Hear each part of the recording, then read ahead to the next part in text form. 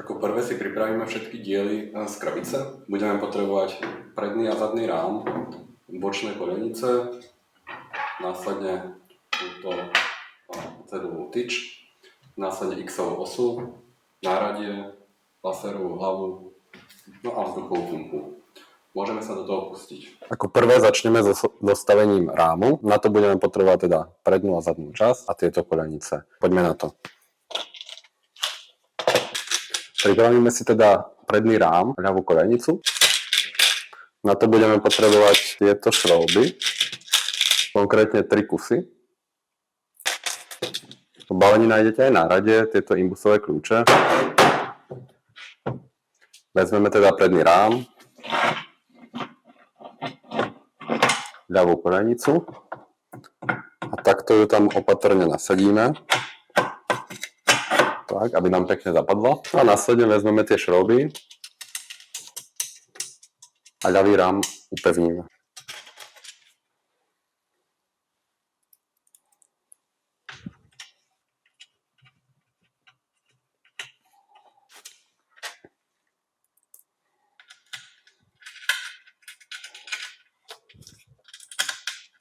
Nikdy nedoťahujeme tie skrutky na doraz, pretože následne sa nám môže ten rám pokriviť, takže vždycky si dotiahneme každý šroub len trošku a následne, keď ich tam budeme mať všetky 3, tak ich dotiahneme.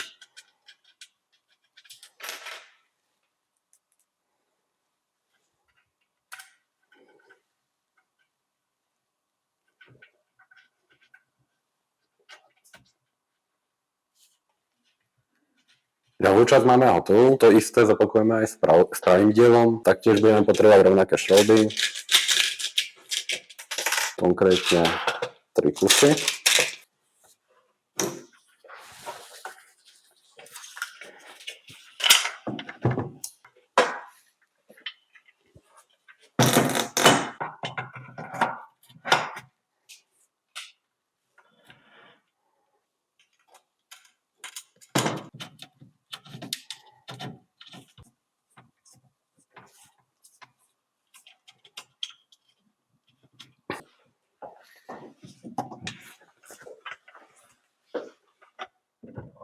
Tak, máme hotovo a poslednú časť, ktorú musíme upevniť, je zadný rám. Tam pokračujeme rovnakým spôsobom. Budeme potrebovať celkovo 6 týchto šroubov.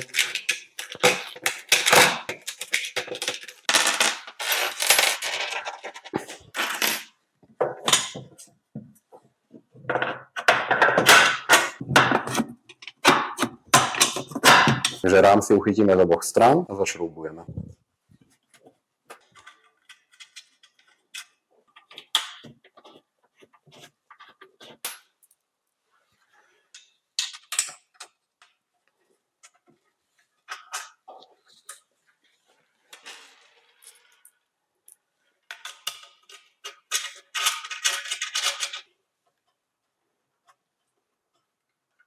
Takže rám máme hotový, môžeme pokračovať ďalej. Ďalší krok bude nainštalovanie X-ovej osy tohto dielu.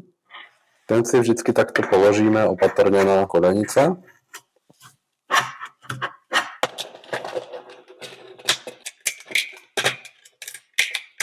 A znova budeme potrebovať tie isté šrouby ako na zostavenie rámu. X-ovú osu si teda uchytíme od tieto diery. X-ovú osu si uchytíme teda od tieto 2 časti.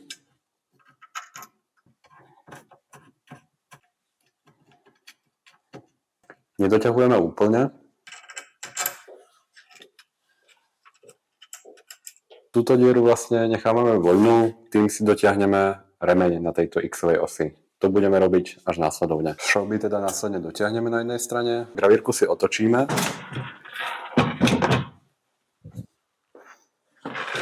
A dotiahneme aj druhú stranu. A následne si dotiahneme aj druhú stranu.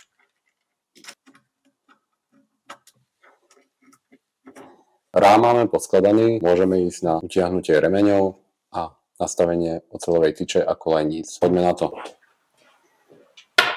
Budeme potrebovať teda túto oceľovú tyč a tieto dieliky na upnutie tejto oceľovej tyče. Balení sú 2 kusy, takže si ich pripravte. Takže na uchytenie oceľovej tyče budeme potrebovať samostatnú tyč, dieliky, ktoré nájdete v balení v 2 kusoch.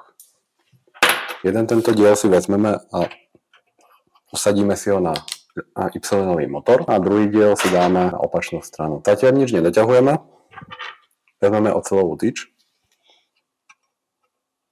takto si ju nasadíme na dané dieliky.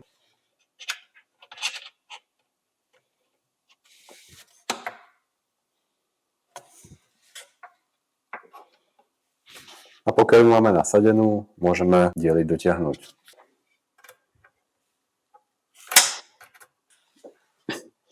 Tieto šroby je potrebné dotiahnuť fakt napevno, aby sa vám osa nepretáčala. Keď máme hotovo, zostáva nám ešte predposledný krok a to je utiahnutie remeňov. Na to budeme potrebovať tieto dlhšie šroby, ktoré sú v balení. Sú tam jediné, takže nie je možné si ich pomýliť. Aby sme správne utiahli ten remeň, tak budeme potrebovať zistiť správne napnutie. To zistíme následovne. Šroub si vložíme do tejto časti a začneme pomaly doťahovať. Tento krok je veľmi dôležitý a robíme ho veľmi opatrne, aby sme remeň neutrhli. Vždycky doporučujem na začiatok si tie šrouby dotiahnuť tak do polovice, aby sme následne mohli doladiť presnú kalibráciu.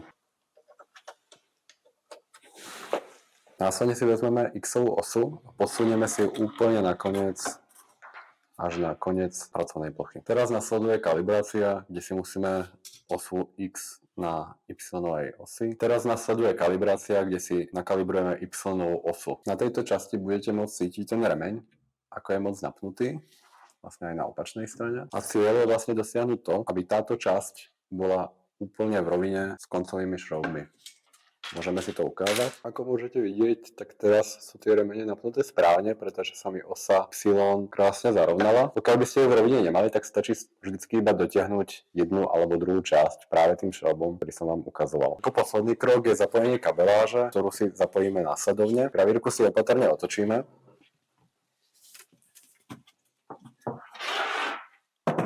A kabely zapojíme práve sem. Každý konektor je iný, takže nie je ťažké ich rozlišiť. Takže žltý konektor zapojíme sem. A ten biely samozrejme hneď vedľa. Kabely zapojite opatrne, pretože ich môžete poškodiť. Sú docela náchylné na poškodenie, pokiaľ by ste ich tam tlačili na silu. Takže vždycky vám to musí krásne zacvaknúť. No a posledný kabel, ktorý zapojíme, je kabel do Y-nového motora.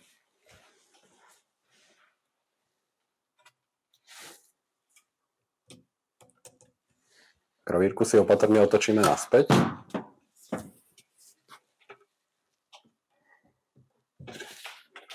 No a zostáva nám ešte tento posledný konektor. Určite sa pýtate, kam patrí. A posledná časť, ktorá nám zostáva, je samozrejme laserová hlava. Tu si uchytíme jednoducho do X-ovej časti.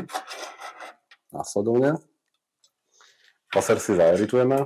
No a kabel zapojíme takto jednoducho zhora.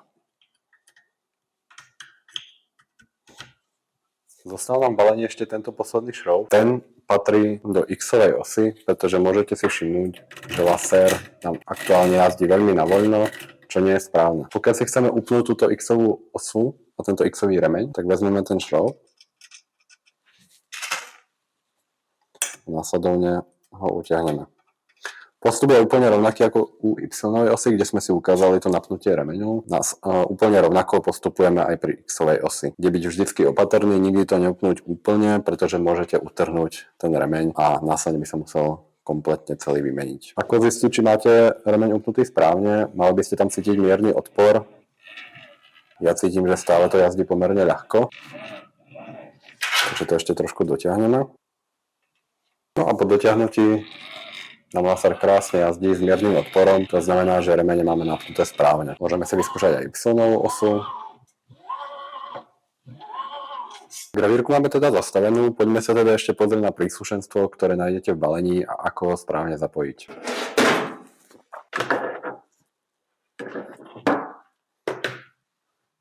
V balení nájdete teda ešte túto vzduchovú pumpu, ktorú si musíme zapojiť do našej gravírky, aby nám správne chladilo chladila lasérovú hlavu a materiál pod ním. Vezmete si tieto hadičky, ktoré máte v balení dve. A jednu hadičku zapojíte sem. No a druhá hadička vedie z tejto červenej krabičky priamo do laséru.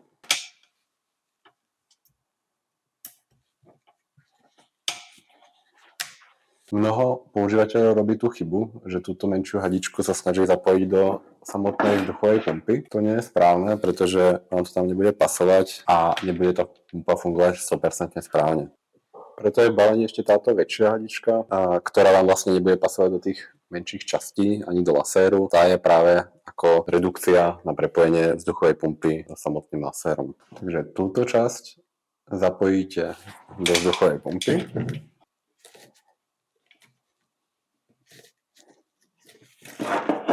A redukciu prepojíte so samotnou gravírkou. Takže tento kabel, ktorý vedie odtiaľ, napojíte do redukcie, tá vedie do samotného kompresora. Môžete si všimnúť, že teraz tu máme docela bordel v tých kabeloch.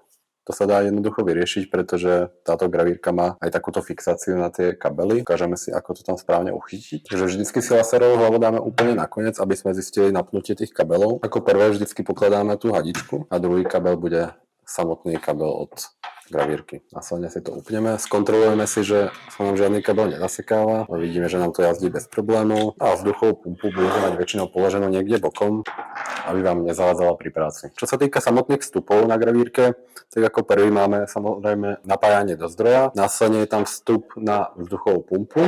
Tam dávať pozor, pretože veľa ľudí ten kabel nedokáže do toho uchytiť správne a tým pádom ulomí ten konektor. Ukážeme si, ako to tam správne uchytiť.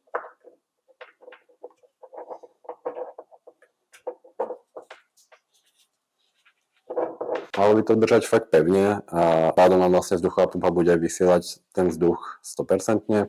Pokiaľ chcete vzduchovú pumpu odpojiť, nikdy neťahať za kabel takto, pretože môžete ten konektor odpojiť, vždycky si uchytiť túto časť plastovú a následne vyťahnuť. Ďalší vstup, ktorý tu máme, tak je do počítača. Je to vlastne klasické USB-C na USB-A do počítača. No a posledný konektor je na váš USB disk, na flešku, kde si môžete nahrať nejaké vaše datá a gravírovať priamo z tej gravírky. Takže v tomto bode máme gravírku zostavenú, nakalibrovanú a jediné, čo zostáva, je spustiť. Keď chceme gravírku spustiť, musíme si vždycky na začiatku vypnúť tento spínač, pretože bez toho sa nám gravírka nezapne. Je to bezpečnostný spínač, ak by sa čokoľvek stalo, vždycky to môžete takto stlačiť, gravírka sa hneď vypne.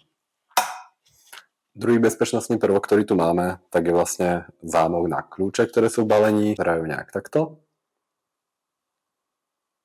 No a ten bezpečnostný zámok funguje následovne, pokiaľ tie kľúče do gravírky vložíme a prepneme do režimu lock, tak sa nám gravírka uzamkne a je úplne jedno, že je gravírka zapojená do siete, skrátka sa nezapne.